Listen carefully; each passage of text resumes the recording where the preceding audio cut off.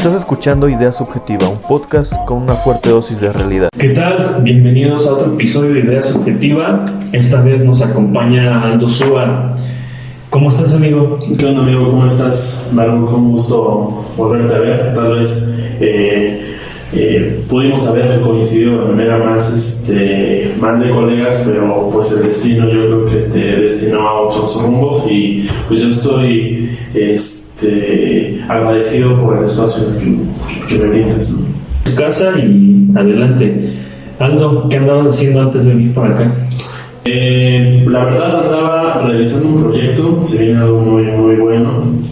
Sabes perfectamente que andamos en cuestiones políticas, ¿no? Pero pues ahorita es un proyecto, ¿no? Y le estamos dando todo el empeño. Aldo, primero, antes que nada, vamos a platicar antes de entrar bien a la política, quiero platicar un poquito sobre ti. Eres licenciado en Ciencias Políticas. Así es. Eres presidente de IDL y ahorita traes un proyecto con los barrios altos de la ciudad de Pachuca. Así es. Platícame un poquito de esto. Ya tengo 2 años con este proyecto. El proyecto no originó de mi persona. Me invitaron a este proyecto un vecino, un viejo amigo, Dionisio San Martín, es vecino del barrio del Arbolito. Hemos realizado diferentes acciones en las cuales hay 3 ejes: el eje de cultura, el eje de arte, participación ciudadana, y el eje de activismo social, ¿no? Ok. Oye, entonces, IDL, ¿sobre qué trata IDL? ¿Qué es IDL?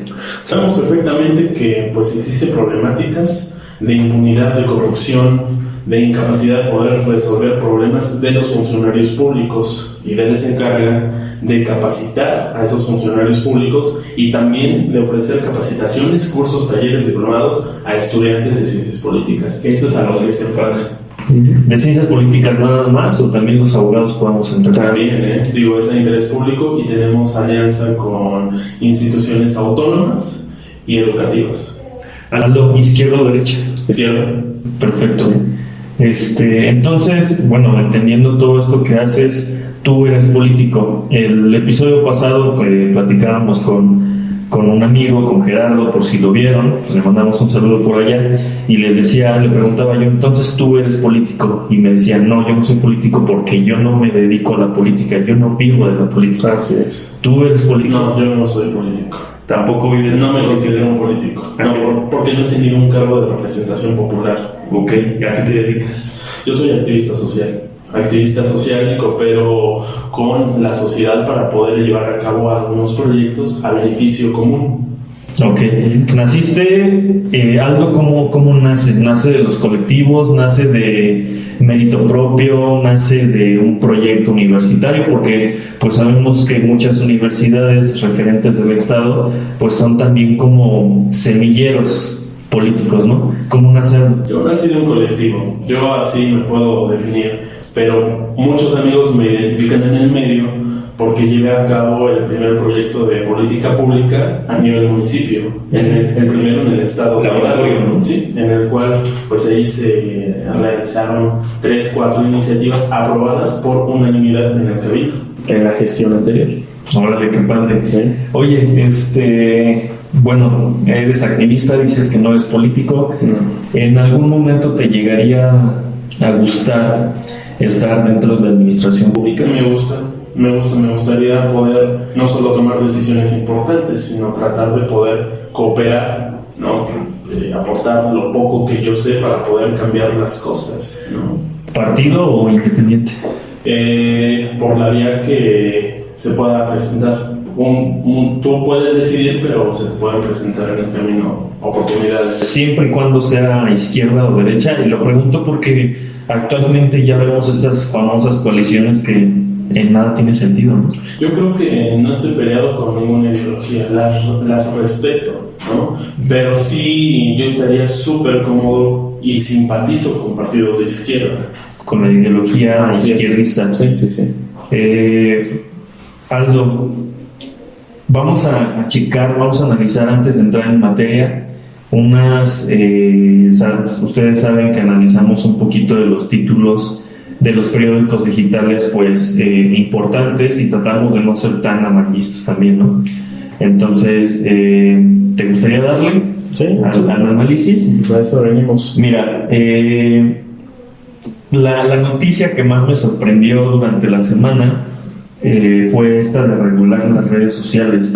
Esta regulación ya la tenía el Partido Revolucionario Institucional, la llevaba nuestro gobernador, pero ahorita la retoma Ricardo Monreal. Ricardo Monreal, uno de los referentes o entes morenistas del partido que está imperando ahorita en México, ¿no? ¿Qué opinas de la regulación de redes sociales? Recuerdo que quien la encabezaba era precisamente el gobernador Omar Fayad, Exacto, ¿no? Con la famosísima ley SOPA que se hizo tendencia, ¿no? En redes sociales, en el cual regulaba, bueno, la justificación de esta iniciativa era tener esta cuestión de seguridad a menores de edad, ¿no? Por el caso de, pues sabemos perfectamente que hay una mafia detrás de las redes sociales en donde pues se pueden robar datos, ¿no? Datos privados, te pueden manipular, ¿no? Con esa información tan delicada, ¿no? No he estudiado de fondo la iniciativa de Monreal, pero yo a grandes rasgos estoy en contra, porque se supone que son medios donde te brindan esa libertad, ¿no? Esa libertad de expresión.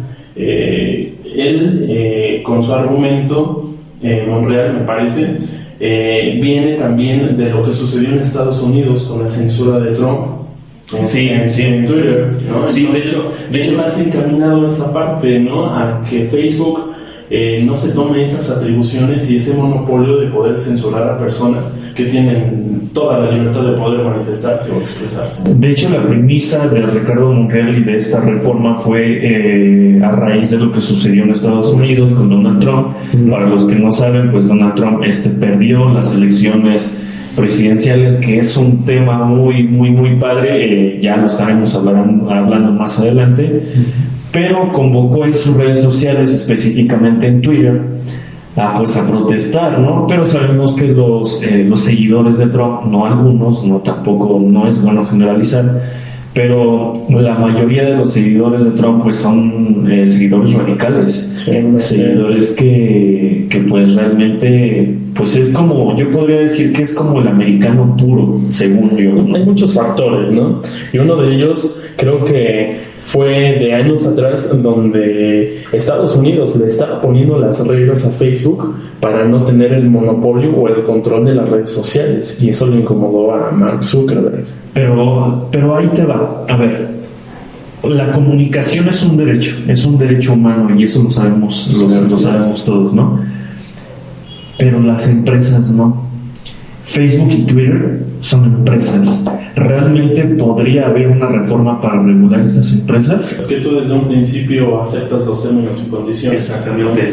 Desafortunadamente, pues la mayoría, y yo me incluyo, pues no leemos los términos y condiciones, ¿no? Y ahí le damos toda la libertad a esas empresas a que utilicen los datos a voluntad. Y nosotros ni siquiera saber o tener ese conocimiento, ¿no?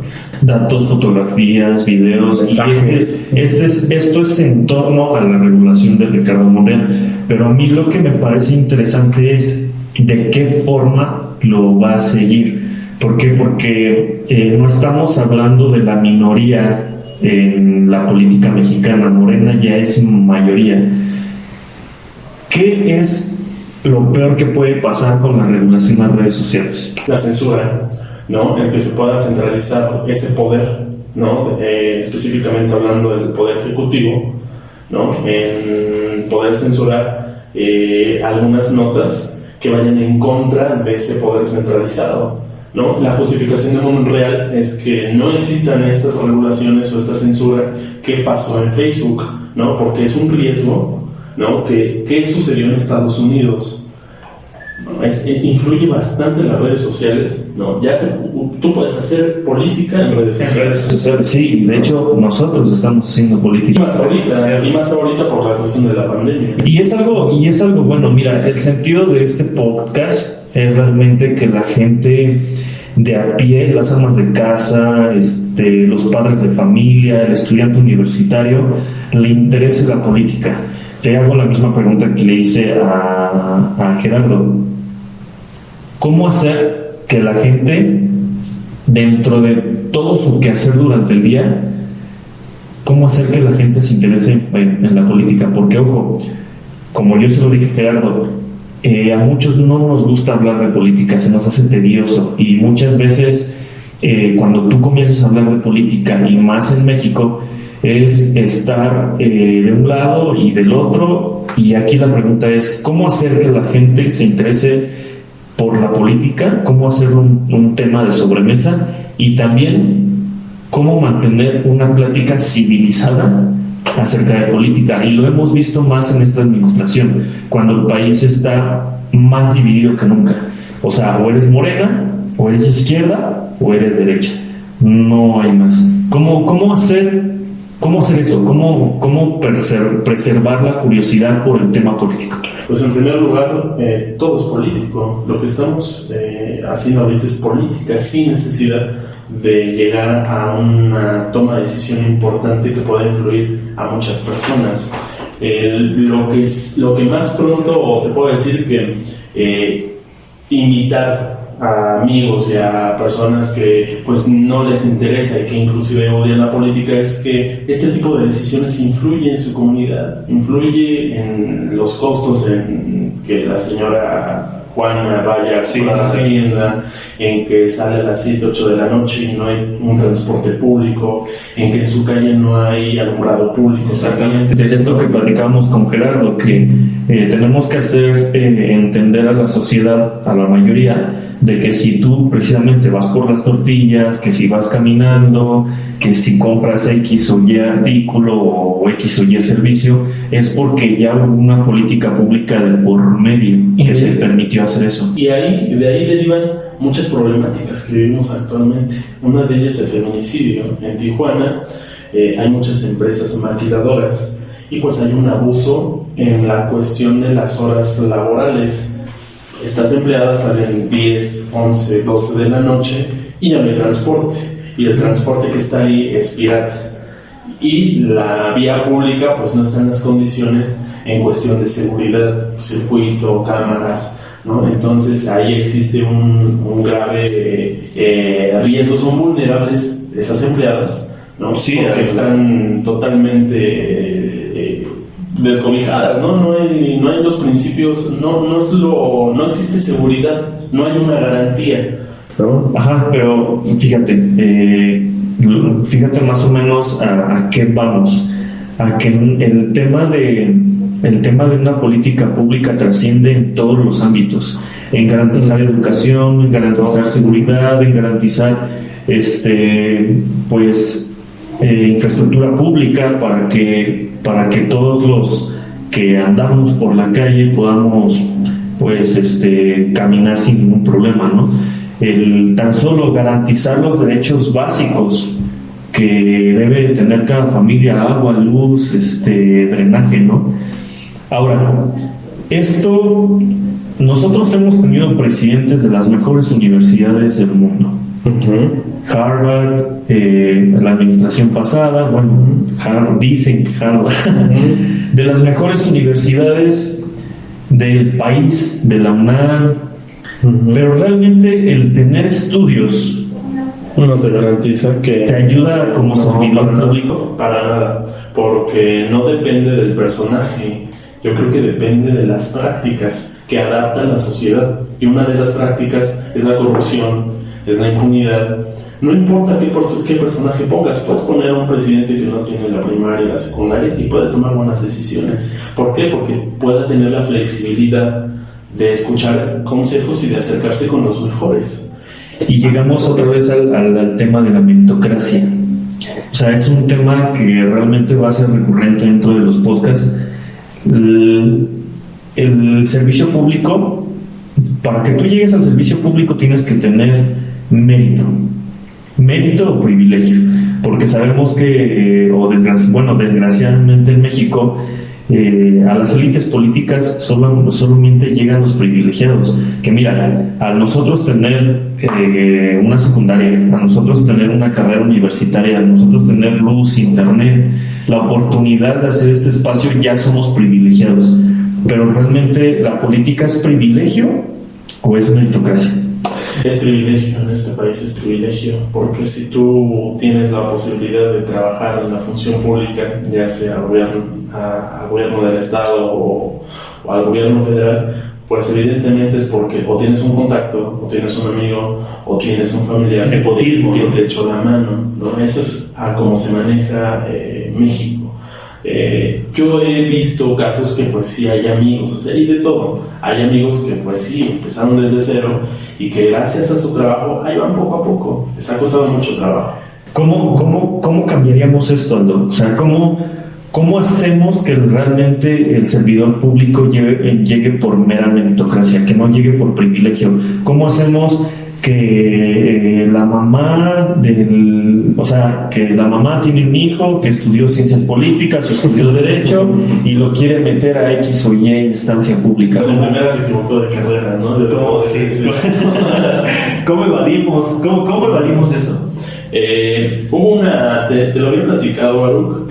Hay una iniciativa que la llevó a cabo Vicente Fox, encaminada con José Luis Méndez, catedrático del Colegio de México, el CONIX, que tiene que ver con esa parte de la meritocracia, el servicio profesional de carrera, donde realmente los personajes que tengan la capacidad de tomar decisiones, que estén preparados para el cargo, que estén especializados, tengan el acceso a esos cargos importantes. Desafortunadamente en nuestro país, pues esa iniciativa está como que pues, en el olvido, está en el cajón, ¿no? Y que los gobiernos del estado o inclusive los municipales, los ayuntamientos municipales, pues no pueden retomar esa iniciativa federal, ¿no? Para poder profesionalizar y eficientar la toma de decisiones. Pero ahí te va. Hemos visto, sobre todo ahorita en este periodo de candidaturas, que todos los partidos, sin excepción, meten al futbolista, meten al luchador, meten al cantante, ¿Cómo realmente hacemos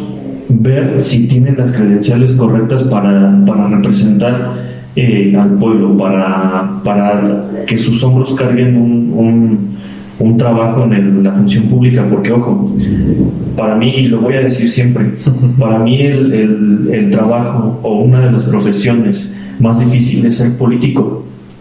¿Por qué? Porque no tienes que pensar en un solo sector, tienes que pensar en toda la población, y una decisión buena, una decisión mala acarrea consecuencias negativas o positivas, o estas disyuntivas que te generan una decisión. Hay una controversia, porque la Constitución Política de los Estados Unidos Mexicanos menciona que cualquier ciudadano puede ser votado. Tiene derecho a votar y ser votado. Exactamente. Entonces, yo creo que debe de haber una regulación para donde existan los cargos importantes que existen en la toma de decisiones, pues sean realmente personas que estén preparadas. Pero volvemos a lo mismo. Una persona con todos los títulos del mundo no te garantiza que tenga un papel pues eficiente, ¿no? En la administración pública, en la función pública. Exactamente, o sea, ni siquiera de saber. El político tiene que saber comunicar, y es lo que les decía Gerardo la vez pasada, el episodio pasado. Mientras tú le llegues a la gente, sepas cómo llegar a la gente y entender sus necesidades, ya estás del otro lado. No es eso también, sino también ser resilientes, sino sentir su pesar, sus problemáticas, no solamente escucharlos, porque pues muchos políticos en campaña te escuchan, ¿no? Muchos políticos en campaña te escuchan las propuestas de los vecinos. Muchos políticos igual pueden decir, bueno, lo lamento, vamos a trabajar sobre el asunto, pero hay muy pocos que son resilientes, que se ponen en tus zapatos, ¿no? Que se ponen en tus zapatos y que dicen, bueno, o sea, la situación está muy compleja. Creo que es una tarea importante el poder solucionar, ¿no? La problemática que nos aqueja no solo a este sector, sino que en un futuro nos va a aquejar a todos. Fíjate, yo estaba hace unos días, estaba recordando que en otros periodos electorales, cuando no era pues época pandémica, época del coronavirus, veías este grupo de chavitos en los semáforos vestidos del PRI, del PAN, de Morena, y realmente yo me preguntaba, ¿de qué me sirve que 10 chavitos de mi edad o menores estén en un semáforo gritando viva el PRI, viva Morena? Es que esa es una de las estrategias políticas, ¿no? Hay un autor que me gusta mucho, se llama Hertz, es alemán, y menciona sobre la promoción del voto, donde el joven es un instrumento importante para promover a un hombre o a un partido político. Entonces, pues muchos jóvenes desconocen ese tema y otra, pues lo hacen por necesidad.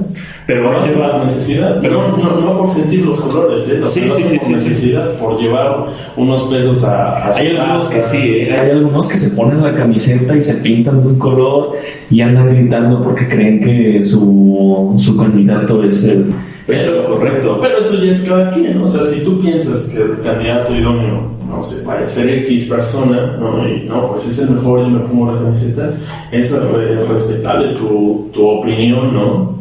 Fíjate que yo me he encontrado varios amigos, o tengo varios amigos dentro de la función pública, trabajando para diferentes partidos, y me decían, no te cases con un partido. No te cases con una ideología, es correcto, es tan fácil cambiar de ideología.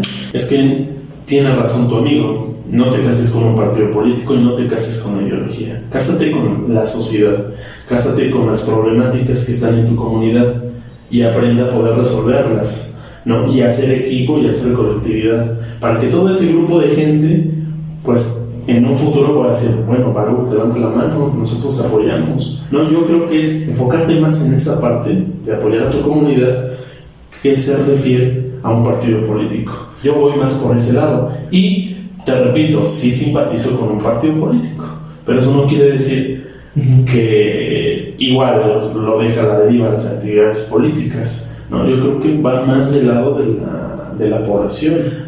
Ahí te va.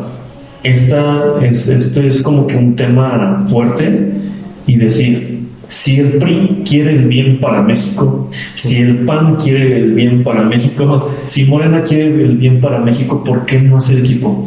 Realmente, ¿por qué no dejar esas ideologías de lado y decir, a ver, ¿tú qué quieres para México? Tú como partido político, como independiente, ¿qué quieres para México? El mundo está lleno de intereses y el mundo se mueve por intereses, principalmente los personales, ¿no? Entonces, cuando se involucran los intereses personales en la política, ya no resulta el beneficio para todos. O sea, que ya no veas por nada más tu gente, tienes que ver por todos. Entonces, cuando se involucran esos intereses personales, pues obviamente se quiebra todo. ¿Cómo hacemos que la política realmente sea el servirle a la sociedad y no servirte? Es vocación, es que te apasione el poder servir a la gente, ¿no? Es dejar a un lado tus intereses personales. La política no es significado de riqueza, para nada, ni de concentración de recursos materiales, absolutamente nada. Creo que si te quieres dedicar a la política y quieres hacer dinero, estás equivocado. Yo creo que te deberías de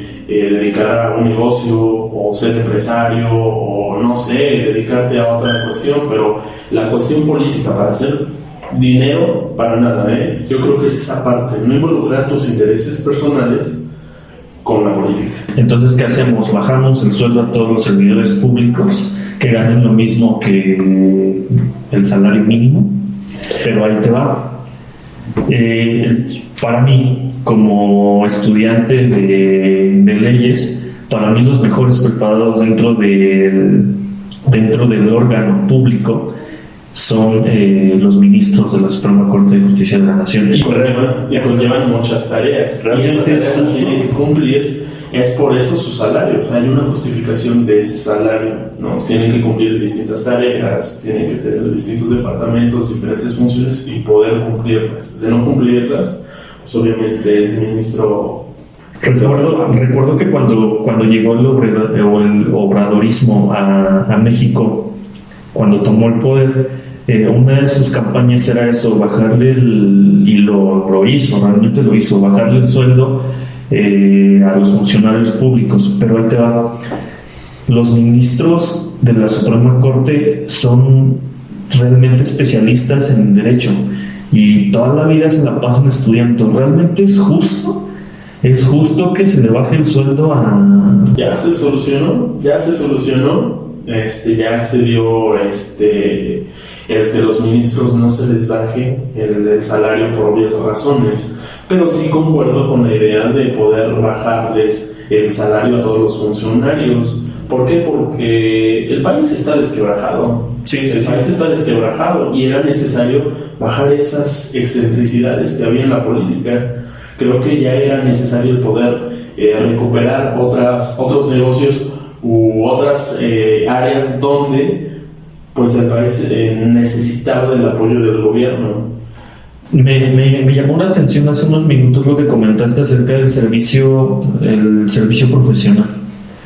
¿Qué hacemos para meter un poquito más de servicio profesional?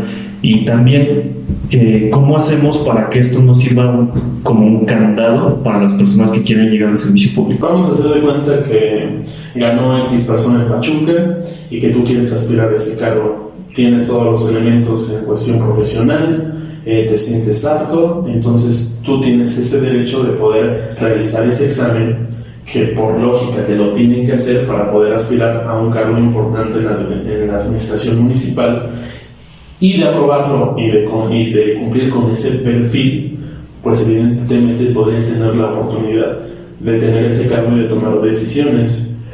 Pero no se hace así, y tú lo sabes perfectamente. Sí, no. Quien está ahí en la toma de decisiones son personas que apoyaron en campaña. Sí, exactamente. ¿No? O que pagaron favores.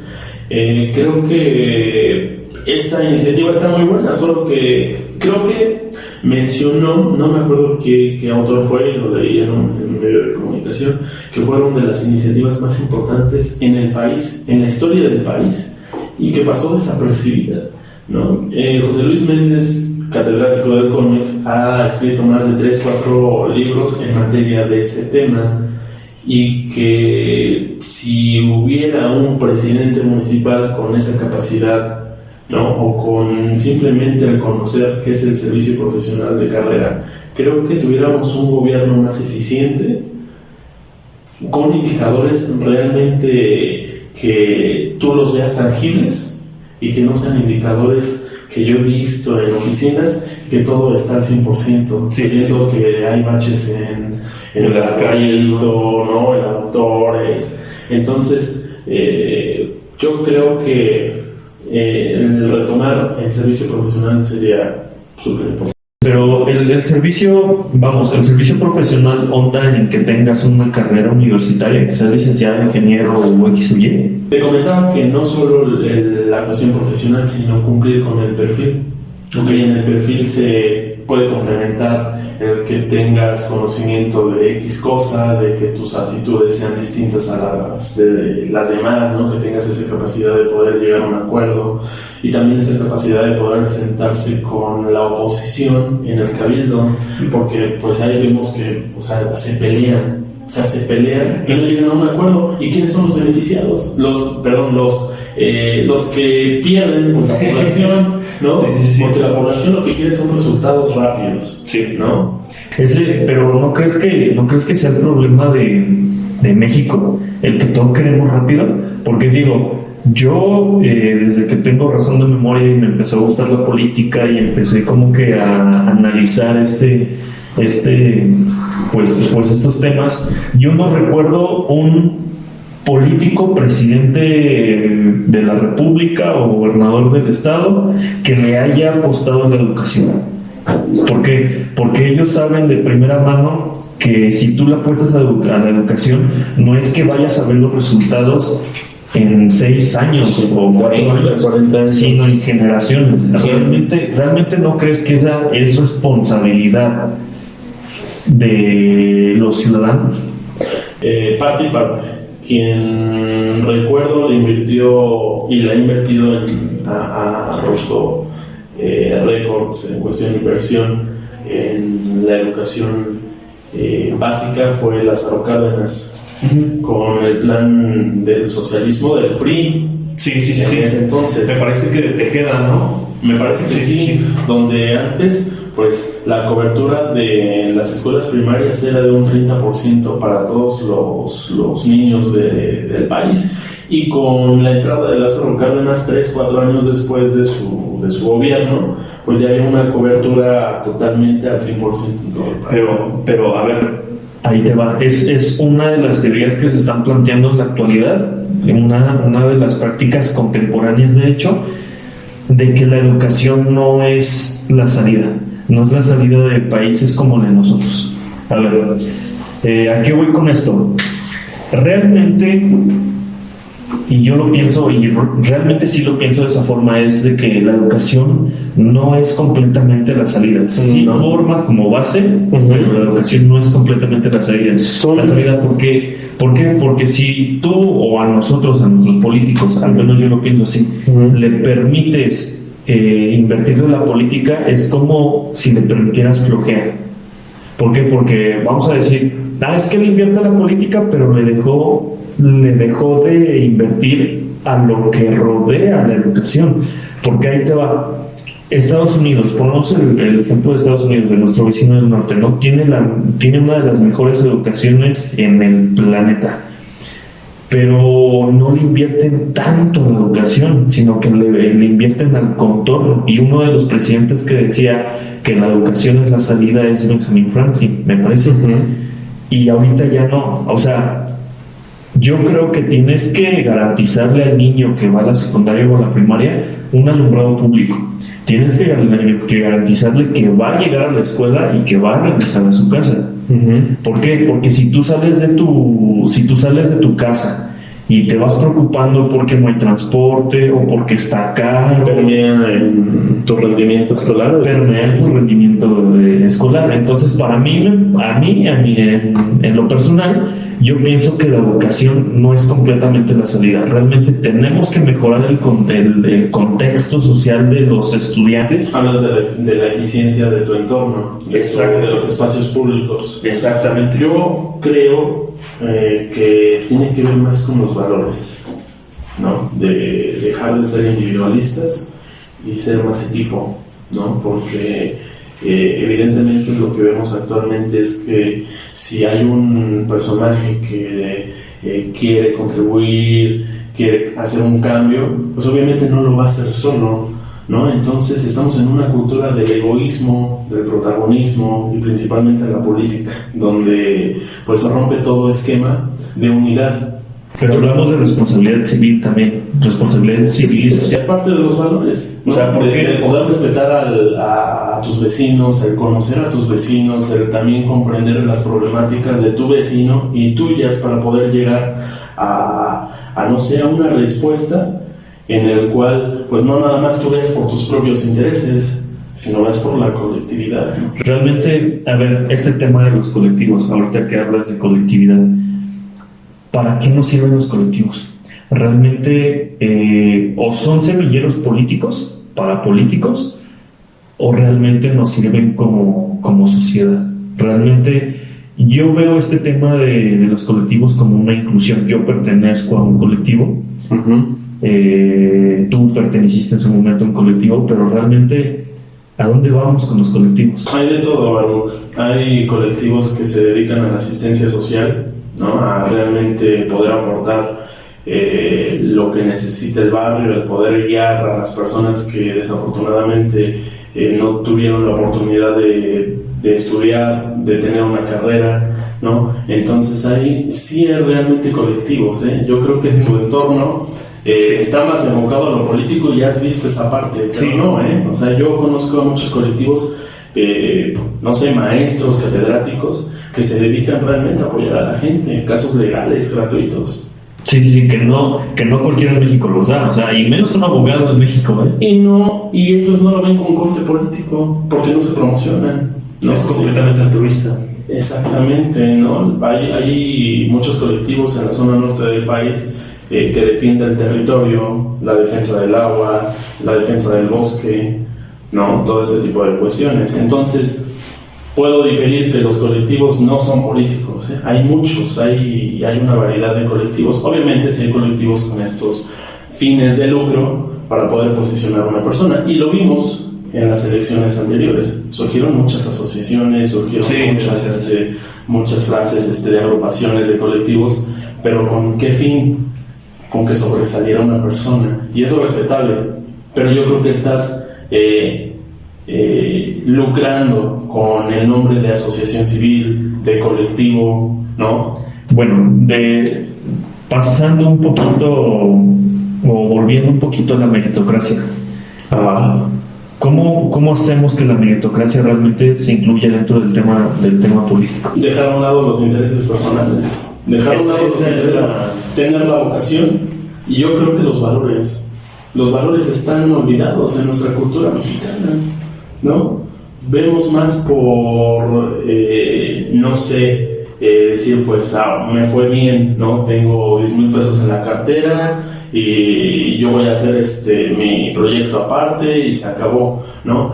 Y no vemos la parte de, bueno, ¿en qué puedo contribuir? Tal vez me fue mal, pero no sé, yo quiero apoyar, tal, y te mueves. Yo creo que es parte de la vocación, tus valores, y realmente tener ese interés y tener pasión por lo que te dedicas. Realmente tener pasión por servir.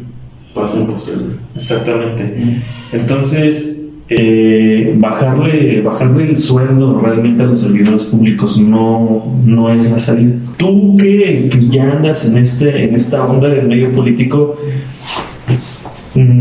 ¿cuál sería la salida? Dejar a un lado las prácticas, la corrupción, la impunidad, ¿no? Y realmente ver por las problemáticas que existen en tu colonia, en tu barrio, ¿no? Yo creo que a partir de ahí es romper con esa cultura política que está totalmente dañada. Respetar al vecino, ¿no? Sí, no, de entrada, pues tú no conoces a tu vecino actualmente. Yo no conozco a mi vecino, entonces eso conlleva a que pues el tejido social esté totalmente roto. Tú no sabes qué es lo que está sufriendo el vecino, y no es porque tú digas, bueno, a mí no me interesa lo que haga el vecino, pero claro que sí, te perjudica a ti, porque si tú tienes un problema de alumbrado y tú no te pones de acuerdo con el vecino, no pueden llegar a una solución pronta, ¿no? Y que es beneficio mutuo. Entonces, estamos de acuerdo que tenemos que dejar el paternalismo de los gobiernos. Así es, sí, porque es una cooperación 50-50. 50 tu interés y 50 el gobierno para poder darte una respuesta pronta. Tenemos que dejar esa relación tóxica con el gobierno de estar, dejar de recibir apoyos mensuales, ¿no? Porque también una de las políticas que yo no aplaudo completamente en esta administración, y esto es atribución y mía completamente, es esta mensualidad que se le da prácticamente a cualquier sector de la población, ¿no? Realmente, ¿cuándo decidimos o cuándo decimos, a ver, cabrón, me voy a poner a trabajar? Oye, me voy a poner a estudiar, me voy a poner a hacer algo. Era necesario, Baruch. Era necesario y sí sirve. ¿Y sabes por qué? Porque yo tengo muchos amigos que gracias a esa beca, específicamente al programa de Jóvenes Construyendo el Futuro, tuvieron el acceso a que los contrataran y que se quedaran ahí. ¿Por qué? Por medio de sus aptitudes, de su profesión. Hay personas que pues no son hábiles y pues buscan a otros, ¿no? A otras zonas, a otras empresas, pero porque realmente donde estaban no era su vocación. Pero yo digo que sí fue útil porque reactivó la economía, ¿eh? Pero no bastaba ya con los programas asistencialistas y sociales que había. Había corrupción, ¿verdad?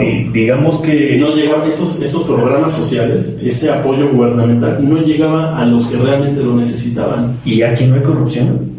Sí la hay, porque no se cambia de la noche a la mañana. La corrupción ya está dentro de esta cultura, ya es un sistema, ¿no? La corrupción, me decía un maestro, que es como que ese aceite para que lubrique todo ese sistema político. Fíjate que estaba leyendo una columna hace poquito que decía, preguntaba, ¿los mexicanos merecen la corrupción? Ya es parte de la cultura del mexicano la corrupción, porque, ojo, la corrupción no nada más es darle la mordida al policía o desviar fondos públicos para tu bolsa. La corrupción viene desde que, se lo comentaba Gerardo nuevamente, desde que hacemos trampa en un examen. desde que nos pasamos un alto, desde que tiramos la basura. Realmente la corrupción ya es parte de la cultura del mexicano. Desafortunadamente sí, es una práctica que nosotros ya la vemos común, ¿no? Que ya la vemos común y que no nos ponemos a pensar que esa decisión que tomamos en su momento pues perjudica a nuestro entorno, ya que no funcionan bien las cosas. Nos imaginaríamos un México sin corrupción. Claro que sí, pero eso depende de que dejemos esas prácticas. Pero no es utopía. No es utopía. Realmente es alcanzable porque, bueno, en todos los países de todo el mundo hay corrupción, en mayor o gran medida, pero hay corrupción. Pero yo pienso que realmente olvidarnos de la corrupción en un país como el de nosotros, y soy realista, realmente no me gusta ser romántico y decir, es que México es un país súper chingón y piensa cosas chingonas. No me gusta ser romántico. Realmente hay bueno y hay malo y tenemos que aprender a vivir con esto, ¿no? El cambio está, o aquí el punto, la catarsis está en que si tú lo haces o lo dejas de hacer, porque sabemos que las utopías no se alcanzan. Sí, pero tiene que ver igual con el cambiar esa mentalidad del retroceso, ¿no? Sino realmente poder, si quieres cambiar las cosas es porque te tienes que cambiar ese chip de las viejas prácticas y realmente poder hacer las cosas como deben de ser, ¿no? Si dejando que le voy a dar una mordida a la policía porque me pasé el alto, ¿no? O porque quiero entrar a esta universidad y pues me voy a luchar con una autoridad para que yo pueda entrar o acceder a una carrera, ¿no? Sí, eso lo vemos muy seguido. Es dejando esa parte y que tú te puedas dedicar más a lo que te apasiona. Haciendo las cosas correctas, haciendo las cosas dignas, ¿no? Uno que se dedica a la política, ¿no? A hacer las cosas bien, a hacer las cosas dignas, a hacer las cosas a beneficio de todas las personas y no lucrar con esas cosas, ¿no? ¿Cómo mantenernos inertes o no pecar para no tratar de llegar a esa práctica? ¿En qué sentido? En dejar un poquito. Yo lo veo o lo pienso de la siguiente forma: a lo mejor todos los políticos en su ayer tenían las mejores intenciones, pero llegaron a un sistema y el sistema es el que no te permite como que avanzar. Hace como un mes, 2 meses había esta noticia del sueldito, no sé si lo llegaste a ver, del candidato a la gobernatura de Nuevo León, Samuel, que sacaron de contexto, de hecho un video de un podcast que grabó, y él decía el sueldito de los 50 o 40 mil pesos, pero él se refería a los servidores públicos. O sea, ¿cómo hacemos para que el servicio, para que la administración pública no esté tan maleada, no esté tan dañada? Creo que la política no es sinónimo de negocio o de enriquecerte. La política tiene que ver más con el servicio, ¿no? Que te guste realmente servir a la gente, que te guste resolver conflictos, problemáticas grandes, pero sin la necesidad de tú poder enriquecerte, dejar a un lado ese tipo de cuestiones, ¿no? Y dejar a un lado las prácticas. Yo insisto en esta cuestión, las prácticas son parte de la conducta de un ser humano, de un sujeto, ¿no? No tiene que ver con que X persona es corrupto y esta persona no es corrupta. Tiene que ver con lo que tú mencionas, un sistema político, donde en este sistema político pues está esta práctica, y que esta práctica ya se hizo muy común y que para ti no es de gran trascendencia, sino ya la ves como bueno, ya dio 200 pesos para su trámite. Lo normalizamos, ¿no? Exactamente, lo normalizamos y no tratamos de poder reflexionar lo que está sucediendo, ¿no?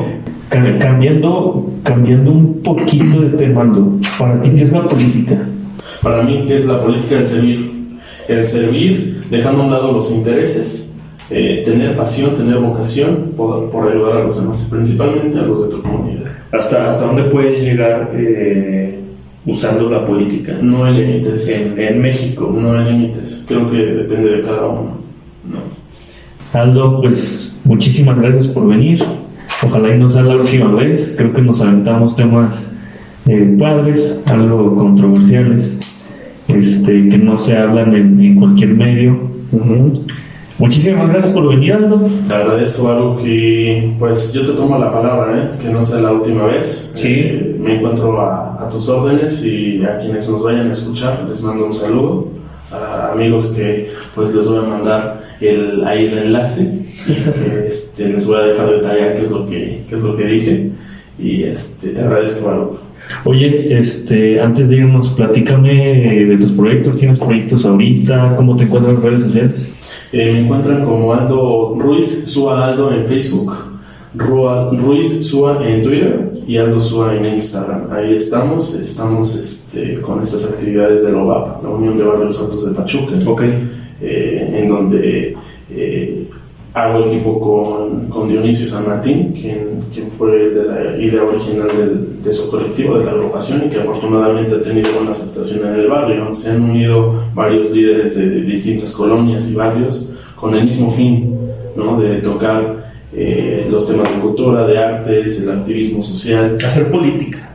Realmente es eso, ¿no? Es que todo es hacer política, ¿no? Y quitar ese estigma de que los barrios son inseguros, ¿no? De que realmente hay gente que muy valiosa en los barrios, sí, ¿no? Profesionistas, personas que inclusive son becados en Estados Unidos, ¿no? Fíjate, pues ojalá y tu proyecto llegue a realmente a repuntar. Yo creo que es un proyecto muy bueno, y también pues este tema de no olvidarnos también de salir un poquito de nuestro privilegio de la zona centro de la capital y mirar como que alrededor, ¿no? No solamente en los barrios, también en las comunidades. Sí, y que están llenos de muchos valores. Allá en el barrio, pues la unión es como que el estandarte, sí, ¿no? El cooperativismo y el estar preocupado por el vecino. Perfecto, Aldo. Pues muchísimas gracias. Ojalá no sea la última vez que te das la vuelta. Gracias por platicar, por charlar, no tenerle miedo a hablar de política y debatir un poquito sobre las noticias que hubo durante la semana. Fue un poquito, pero pues ojalá se abra una segunda oportunidad. Sí, sin problema. Vale, sin problema. Bueno, amigos, aquí estuvo Aldo Sua con nosotros, y ojalá les guste el capítulo. Nos vemos para la próxima.